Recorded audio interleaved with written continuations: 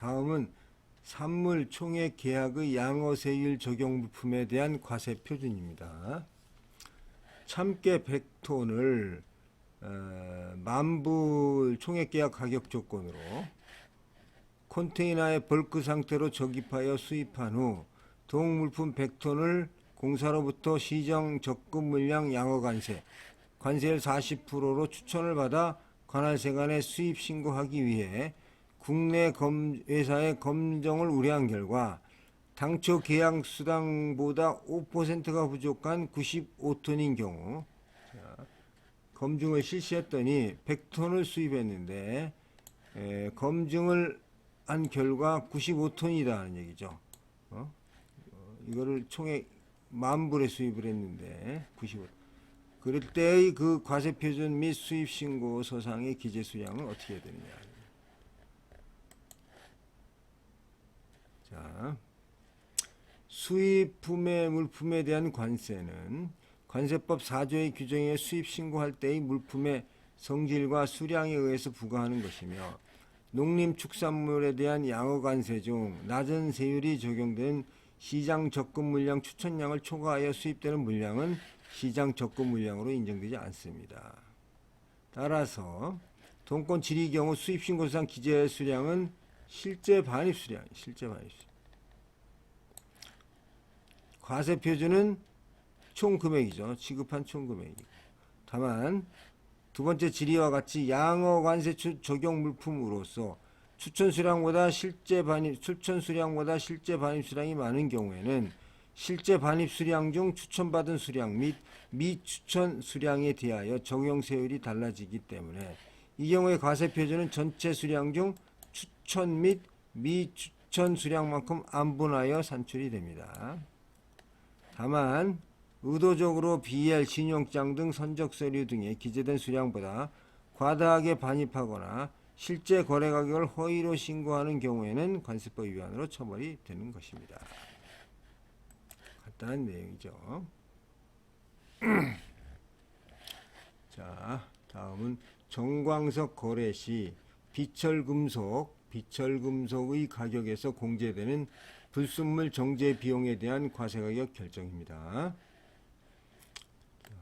자, 국내 K사입니다. K사는 아연 및 연의 정광석을 캐나다, 호주, 페루, 중국으로부터 수입 재련하여 아연계 및 연계를 국내에 공급하는 재련업체입니다. 정광석을 수입하는 거죠.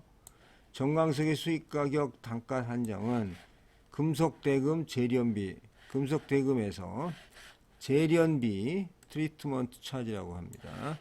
정련비, 리파이닝 차지, 그 다음에 불순물 정제 비용, 이건 페널티라고 하는, 이거를 뺀 금액으로 이루어지고 있어요. 금속대금에서 재련비, 정련비, 불순물 정제 비용을 뺀 가격으로 이루어지고 있으며, 이 경우 이 단가의 결정 방법은 국제적으로 재련업체에 통용되어지는 상관행에 따라 계약서에 산식으로 명시되어 있으며, 위 모든 가격 결정 요소는 가변적이고 함유량과 국제금속 시세에 연동되어 최종 가격이 결정되어집니다.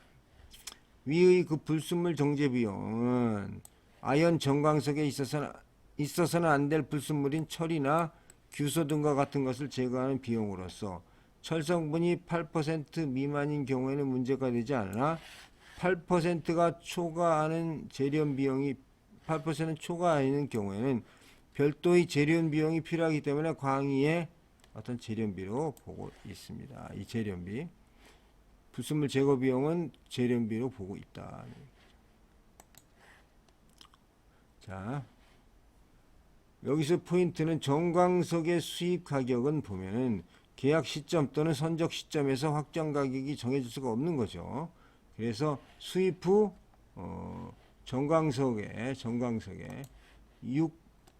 금속과 불순물 함유량, 국제금속 기준 가격에 따라 확정되어지기 때문에 유가금속 및 불순물의 함유 정도에 따라 광종별 가격 차이가 발생합니다. 자, 우리 리뷰해 보겠습니다.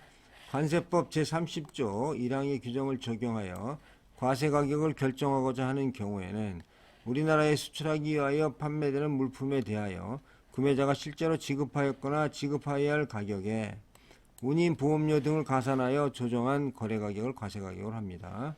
구매자인 국내 K사와 판매자의 계약서에 의하면 정강의 가격은 정강 안에 함유된 비철금속의 국제 시세를 기준으로 재련비, 정련비 및 페널티에 해당하는 금액을 빼는 방식으로 결정이 되고, 당해 페널티는 정강에 포함된 불순물의 비율이 일정 비율 이상인 경우에는 톤당 일정 금액을 적용하여 산출하도록 하고 있습니다. 이러한 정강의 국제거래에 있어서 그 안에 포함된 불순물의 비율은 정강의 품질 또는 품위를 결정하는 중요한 요소이기 때문에 불순물의 함유 비율이 일정 비율 이상인 경우에 이에 해당하는 금액을 뺀 금액을, 불순물이 많으면은 이 금액을 빼서 판매자에게 지급하기로 계약하는 것은 상관행위다. 상관행위다.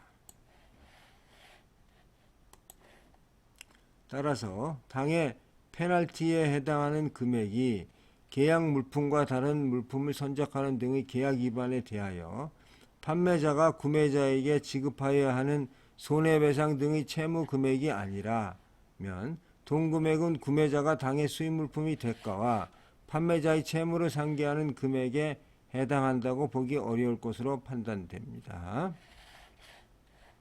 그래서 결론적으로 우리나라에 수출하기 위하여 판매되는 정강에 대하여 관세법 제30조 제1항의 규정을 적용하여 과세가격을 결정하는 경우에는 재련비, 정련비, 페널티 비용이 사실과 다르게 높게 책정되어 있어 과세가격이 부당하게 낮아지는 등 다른 사정이 없다면 원칙적으로 낮아지는 등의 다른 사정이 없다면 원칙적으로 정강의 대가로서 구매자가 실제로 지급하였거나 지급하여야 할 총 금액에 기초하여 과세가격을 결정하는 겁니다. 이렇게 그러니까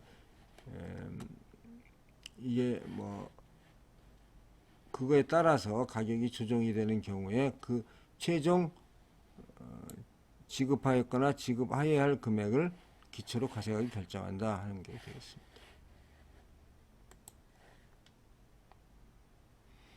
다음은 그 선불 가격 할인 여부에 대한 질의 검토를 하겠습니다. 전자제품을 수출입하는 회사로서 수출자와 인보이스 발행일로부터 45일 이내 물품 대금을 사후 송금하는 방식으로 무역거래를 하고 있습니다. 04년 10월부터 수출자는 전세계 디스트리뷰터들로 대상으로 30일 이내에 결제하는 경우 30일 이내에 결제하는 경우에는 3%를 할인해 주기로 결정했습니다. 그래서 인보이스는 3% 30 net 45 days로 기재하고 있습니다. 2006년부터 회사 내부 방침을 정하여 수출자로부터 수입하는 모든 물품에 대하여 인보이스 발행 후 30일 이내 대금을 지급하여 3% 할인된 금액을 적용받기로 결정하고 실제로 30일 이내 3% 할인된 물품 대금을 송금하고 있습니다. 이 경우 지리자가 할인받은 금액은 그러면 공제할 수 있는지 그거에 대한 거죠. 그래서 뭐 공식적으로 이렇게 전 세계 디스트리뷰터를 대상으로 가격 공식이 이루어졌다면 가능하지 않겠습니까? 보십시다. 리뷰 앤 컨클루전. 수입 물품의 과세 가격은 관세법 제30조의 규정에 따라 구매자가 판매자에게 실제로 지급했거나 지급하여야 할 가격에 일정 법정 가산 요소를 가산하여 조정한 거래 가격으로 하고 있으며 관세 평가상 인정되는 할인은 현금 할인 또는 수량 할인 등 상관행상 인정되는 할인에 안합니다. 관세청 유권 해석에 따르면 선불 가격 조건으로 수입 물품의 가격의 일정한 비율을 할인받아 물품을 수입하는 경우에는 이 할인은 수입 물품 평가상 상관행에 부합하고 거래 가격 배제 요건에 해당하지 않으므로 이 할인이 해당하는 가격을 실제 지불 금액에 가산하는 것이 가산하지 않은 것이 타당하다. 이거는 일본이나 미국이나 똑같은 사례들이 많이 있습니다. 따라서 이 건의 경우 당해 수입자뿐만 아니라 전 세계 수입자에게 동일한 선불 조건으로 할인을 해주고 있고, 지리자는 선불 조건으로 3% 할인받아 실제 돈 금액대로 송금하였기 때문에 이 할인 받은 금액이 실제 지급 금액으로 보는 것이 타당합니다. 다만 이 건이 관세법상 거래가격 성립 요건을 갖췄는지 여부에 대해서는 신고가격 외에 법정 가산 요소가 있는지 여부는 별도의 심사 대상이 되겠습니다. 자, 간략하게 여기까지 하고 다음에 보기로 하겠습니다. 감사합니다.